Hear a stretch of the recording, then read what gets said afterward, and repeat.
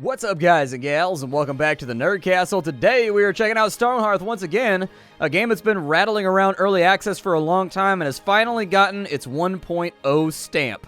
Now that it's no longer deep down inside the recesses of early access development, I figure we swing on back through and see what's changed, see how the game goes, and see what we enjoy. So this is the story of a brave band of settlers from the Ascendancy. Oh wow, there's new people. Brave and hardy, the men of the North live for a new dawn, explore territory armed with compasses, hatchets. They pride themselves on their tenacious adaptability. Well, we have to be Northmen then. Let's go ahead and be Northmen. That sounds pretty cool. I've played the other two factions just non-stop, and so I'd much rather try out these guys right here if I can. We can be Arctic, snowy mountains and large water bodies. Default home of the Northern Alliance. We might as well check that out too. Why not? So they set off to the Valkyrie Tundra, a location that is full, we'll call it normal. An inspiring place to start anew. Alright, sounds good to me. Now we probably want to go through here and see if we can get some different settlers. Yes. We're going to want somebody, so if I remember correctly, mind is how good they are at crafting, and body and spirit are how good they are at fighting, if I remember correctly. So we've got a warrior right there. We'll probably want somebody that's decent at crafting over here. So let's find somebody that's pretty good at it. There's a 5 right there with good body, bad spirit. So probably not a priest, but definitely somebody that can be a workman or a farmer. Wow, that guy's got amazing stats. That dude can hang out with me any day. He on my team. And then, ooh, you can have a 6? I didn't even know you could have a 6. I learned a new thing today. I guess I should have known you could have a 6, but for some reason I thought the 6s were 5s. Nice. I'll take it. I didn't learn my numbers in kindergarten good, okay? You gotta forgive me on this one. We're gonna find somebody that's gonna work, though. You got a 4, a 5, and a 3. It's close enough. 4, 3, 5. That'll work. And then let's get one more person here. 4, 6, 3. Probably like somebody else that can be a warrior might be a good idea. Somebody with good body and spirit, maybe. I mean, if they have good everything, I'm okay with that as a potential, like, roll-around point, but 6, 6, and 1? Oof. So spirit determines how fast they run away in combat, if I remember right. Like, it's got how brave they are. And then body is how much of a hit they can take before they go down. So that dude's not going to stand long in combat. He's going to be running around causing problems. We'll go with, I mean, if I can't have somebody that's exceptional, I'll take somebody that's, like, perfectly average. Honestly, I don't know if these are all adding up to the same thing. So that one's 10, that one's 11. It looks like you're usually within the realm of 9 to 11 is what it looks like to me. There's a good character. I could take that. Katla Hansen. That sounds good. And so we've got them all set up. We'll accept our roster. We can go with food for days, which gives us potatoes and carrots and jerky and gold and all that kind of stuff. We can start out as a hunting party where we can have an archer and they can go out and hunt for us. We've got trappers and herbalists. I tend to like food for days. Food for days tends to be decent. Like, you got to craft your own weapons and everything like that, but it'll probably turn out for the better. It's been a while since I played the game last, so there's probably going to be a little bit of a learning curve. We're starting out in winter. Can I start out in spring or something like that? Like, I don't know if I want to be, like, balls deep in frost for, like, the first part of this game. It might not work out great for me. So over this way, we've got trees, we've got bunnies, we've got minerals. I think you've got to be, like, really high altitude to get, like, everything, though. What can I do? Apparently the water has lots of food. This over here has, like, light minerals, but it's got lots of trees and plants and stuff. We'll go ahead and do that. Yeah, let's settle right there. That looks good to me. We'll go ahead and settle on in. Seems like an okay place to start our new life. All right. So taking a look at our map, it looks like we've got all kinds of stuff going on here. Can rotate like so. Where do I want to start out at? I kind of like this little grassy area over here, and then we can just put up ladders if we need more stuff. This gives us also easy access to mines and things of that nature. However, looking for things like food, how much foraging can happen down here? I don't know what that is. That's a plant that I've never seen before. We've also got a bunny shrine on that side in case we wanted to make somebody obsessed with bunnies. We could go with this little corner over here. I like being cornered up. That tends to be what I prefer in games, but I think things spawn along the edge of the map in this game. You could also be in this big frosty area up top, but it doesn't look like there's much foresting up there, or foraging up there, so I'm not super sure about it. I suppose this little nook right here would be okay. We could always build ladders up to the top right there, and then we can just kind of make that work. Yeah, let's go ahead and do it. We'll put our banner right there. And so there it is. We're all settled in. Here are our first colonists all doing their thing. Looking good. Keeping it cracking. We've got a pet fox, it looks like. I don't know exactly what I want to do for right now, but I think a good place to start would probably be chopping down trees. And so we've got town info right there. We've got design buildings. We've got citizens. We've got designating zones. Let's go with a stockpile over here. Just a little place to get things squared away. And you could put everything inside of there. I don't even care. Whatever fits can go inside of there. Normally what I do is I dig a tunnel on this side, and I'll make like a big indoor shelter right here with buildings all around it so that all of our stuff is nice and inside. In older times, that was a good way to refrigerate your food and keep it nice and cool, because the inside of a mountain is always like a constant 60-something degrees, and so it'll give you a little bit more mileage out of a lot of your stuff. We can chop down trees, it looks like. We can gather plants and stones. We can mine a tunnel. We can mine a custom block right there. Is there a way for me to, like, what if I want to kill off a tree, though? Is it that one right there? It looks like it is. It looks like they're springing to action to get that done with the maximum amount of sproing that they can put in their step. All right, well, harvest out everything you possibly can. And then we'll just kind of make like a little clear space over here, like a veil of trees around the outside of our little village, so that once we get a figure appears. A woman stands at the edge of camp and wears the travel-worn blues of a scout of the library. Nobody saw her arrive, but it is clear she has been watching for some time. Welcome. Ronius, she says, pointing at herself. Her voice is strangled. As if to explain, she pulls her collar away from her throat, revealing a mass of old scars. She gestures at her knife. I scout. Then she taps the star-shaped brooch on her cloak. For Valen's library. She speaks as much with her hands as her eyes than with her voice. I'm glad you have come to study and settle. Now that I know you are here, I will send tales of your learning to the scholars at home. She steps over to the banner and touches its blank center. First, though, you must choose your symbol. What future did you foresee when you began this voyage? Her voice takes on the cadence of one reciting words spoken 1,000 times before. Valen created... Here, let me pause this real fast. Valen created our alliance to share in plenty, adapt in hardship, and seek the horizon. The Northern Alliance will become one with the cycles and stars of Hearth. She tilts her head in inquiry. Which of our philosophies does your outpost most aspire to embody? Okay, so we can have the banner of vitality. Trees give you more wood. We've got the banner of strength. While crops grow faster, plants have 2 times their normal appeal. Mining gives 50% more ore, stone, and clay. Hearthlings no longer mine cramped spaces. Roads give 3 times their normal speed boost. Your items will sell for more, and traders bring more goods and gold. I don't really mind. I mean, all of them sound good. Like, every single one of the bonuses sounds pretty lit AF to me. So, I don't know. Let's go for the banner of cunning, maybe? That sounds good. We've got to name our village, too. We'll call it Allington. There you go. My cat's in my lap right now, and he's never had a village named after him. So, of course, it's going to become Allington. Issue the declaration. Your outpost has been established. Cool. By unanimous agreement of the citizens, we declare to be an outpost striving to be at one with the environment. Allington. Hooray. Let's go ahead and start this on back up, and we'll kind of see what people do around here. There we go. Let's try to get the game smoothed out a little bit. We had the graphics set to absolute maximum, and I think that graphical things have changed since the last time we played the game. So we've got a bunch of stuff laying around right now. They're shooting off fireworks, which is obviously a hazard in the middle of the forest. Probably the sort of thing that makes Smokey the Bear cry. But we need to build buildings now.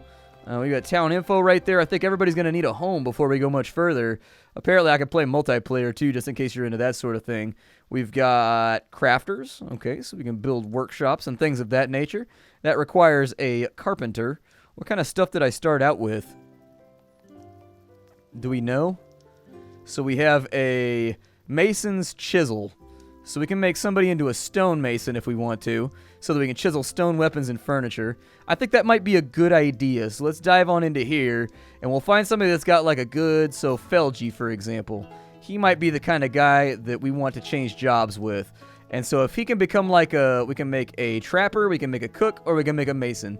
Go ahead and make him a mason, and so he's been approved for that job. What you'll note is that he'll run over here, he'll grab the hammer, and his outfit will change, so that he kind of does like the Final Fantasy Tactics, Final Fantasy V job thing, where when you change your job, it changes your look.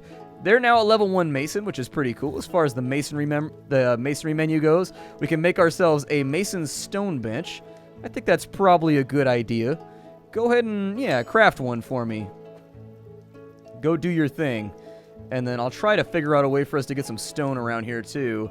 And I'm leaning towards the fact that this big wall of stone over here might be the best way for us to accomplish that. So let's go ahead and we will mine a tunnel right here.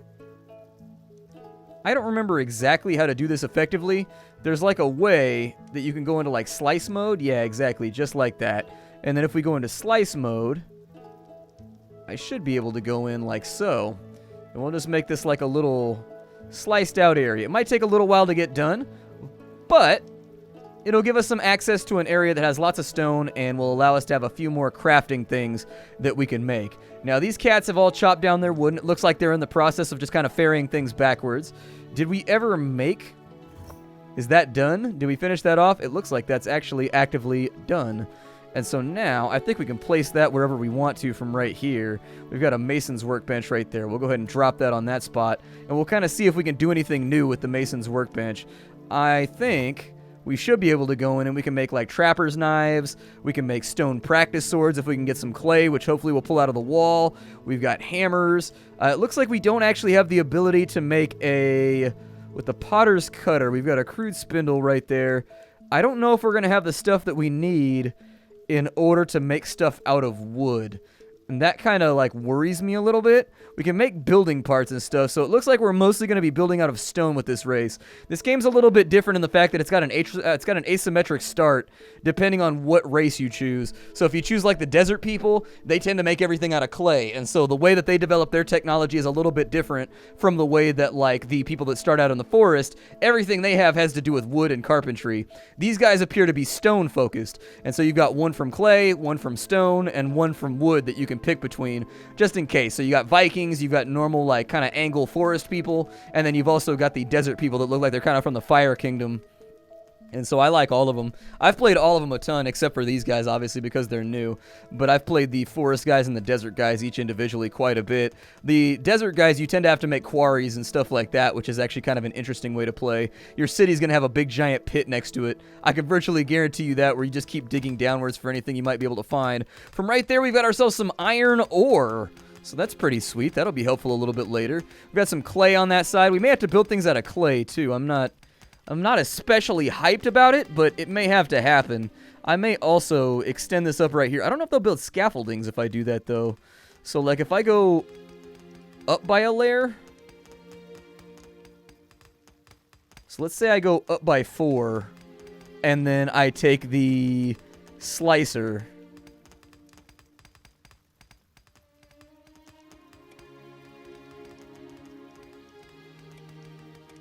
Looks like I missed a layer. Unfortunately. Maybe? I don't know if I missed a layer. Either way, all I wanted to test with that is I just wanted to see if they would put in scaffolds or anything to dig that their own way. We've got some tin ore right there too, just in case you're into like tin weaponry or anything like that. All ore is useful. I have no problem with any of this stuff, so the more they want to dig out, the happier I will be. Mostly what we're in here for is the stone. I think they're going to focus on building most of their houses out of clay and stone, and so before we're going to be able to build any buildings or anything like that, it's probably going to become reasonably important for us to get that done. Alternatively, I don't have a carpenter. We may have to rely on a merchant in order to get a saw done so that we can have that. I don't know if you still need farmers. Oh, there's a geomancer now. That's kind of cool. Nice. As a geologist, I'm kind of convinced that that's probably awesome. I always like stone mages.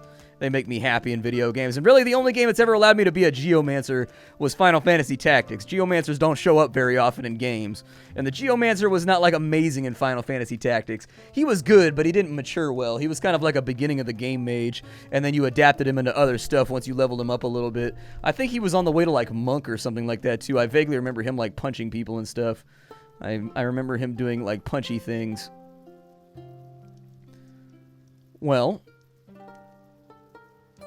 Do I have foundations in here? We have roads. And we have blocks. I don't know. Let's maybe go with like a... Yeah, we've got that out of stone right there. And let's just kind of see what happens when I do that right there. Oh, that's kind of cool. Okay. So for that wall right there, it looks like we've got all kinds of editing tools and whatnot. I'm not going to get too complicated with the stuff that I'm building because that has a tendency to get kind of loud and crazy. But what we will do is, if there are other things, we got a door right there. Can I make a stone door? Yeah, that's what I'm talking about. Make me a stone door up inside of here. And so we'll kind of put the stone door right there. And so now we've got a stone door. Let's take a window real quick. And maybe we'll go with like stone windows on the front right there. And then maybe we'll spread those out a little bit on the backside. I want it to be nice and aerated in here. Like I want people to have, you know, access to a little bit of oxygen. You got to have that free flow just in case, because I assume most of our meals are going to be comprised almost entirely of legumes. And so like the nicer we can build this building up, the happier I will be. Can I change the color of that right there? Oh, I can. Nice. We'll make that white stone then. I'd like it to have some kind of variance in the way that it's built. Make it look a little bit, you know, a tad more segmented. And then from there, can I just slap a roof on it? Okay. Oh, that's more complicated than I expected. Can I drop that right there?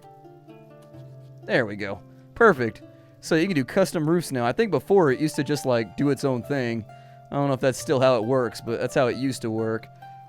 Oh, you can just kind of extend that out the way that you want to extend it out. Okay. Cool. I mean, it looks kind of like a house to me. It's a little bit... I don't know if I should go from the center or if I should go from the sides when I'm building. Like, I don't know if I start from over there.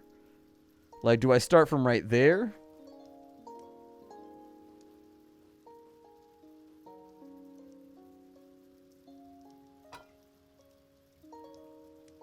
Looks okay to me. I mean, it's a house. That's what it looks like. As far as furniture goes, let me take off slice mode. And how do I drop the walls on this building right here? I need to... There we go. That'll work. So we can make a stone bed. We can put that like right there. And then I don't know if we need anything else. Like a little stone table maybe? Oh, that's not what I wanted. I messed up.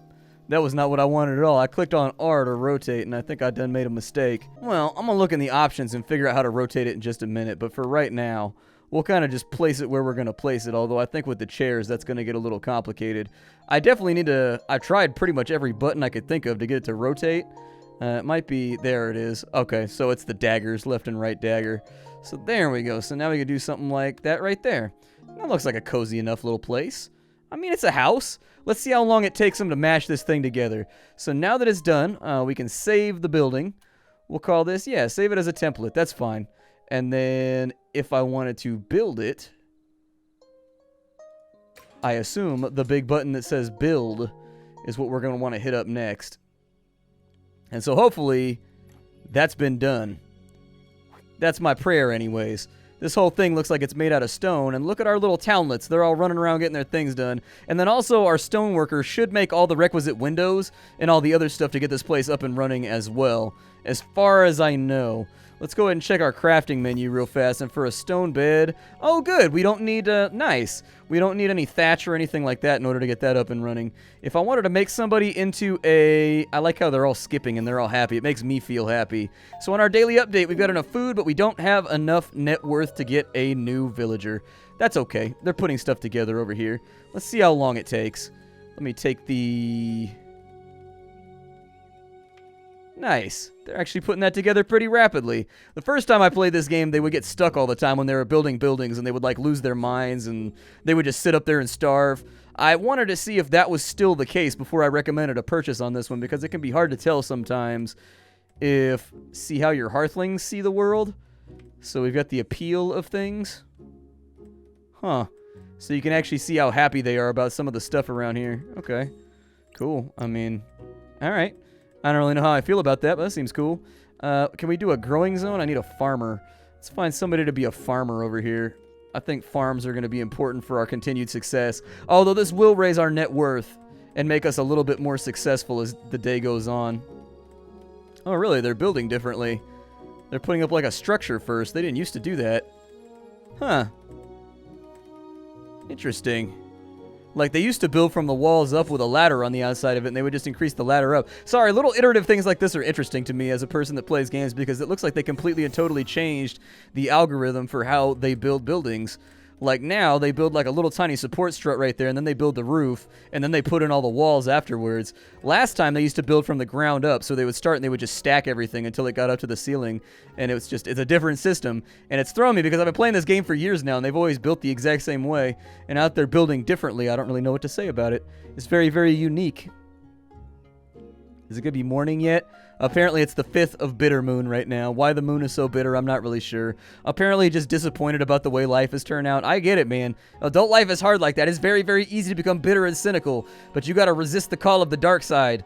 You got to try real hard. Even if your job sucks and everything, it's not all that bad. It's not as bad as it could be. Oh, apparently that guy is professing his love for a raccoon. I'm not going to get in the way of it, man. If he loves a raccoon, he can love a raccoon. I get it. It's lonely out here.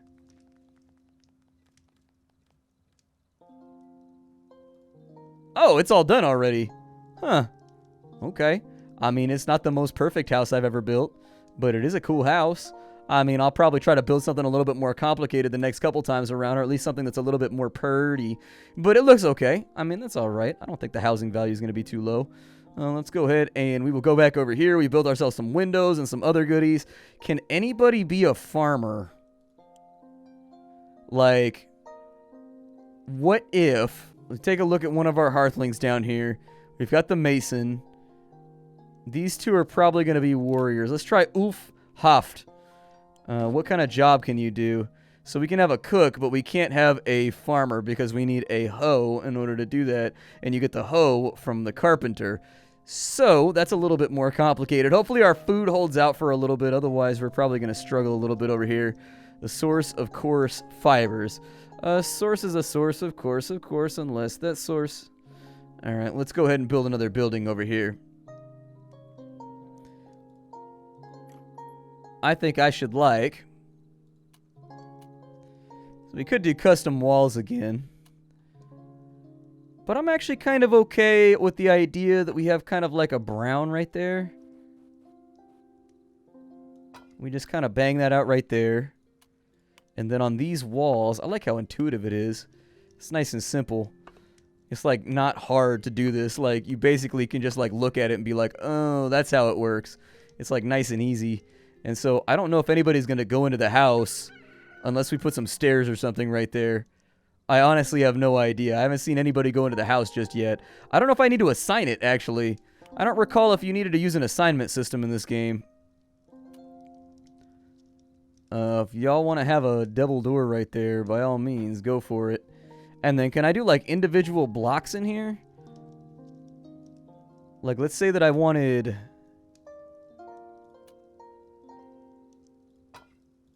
Yeah, just like a little walkway right there. Something to get them inside the house. There you go. That looks pretty good. I like the way that it's turned out. And then we probably want the roof to be some kind of like red color.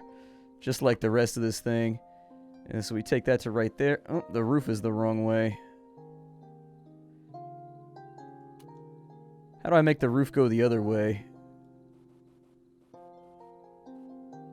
Oh, front to back. Okay, I see it now. So we can go left to right.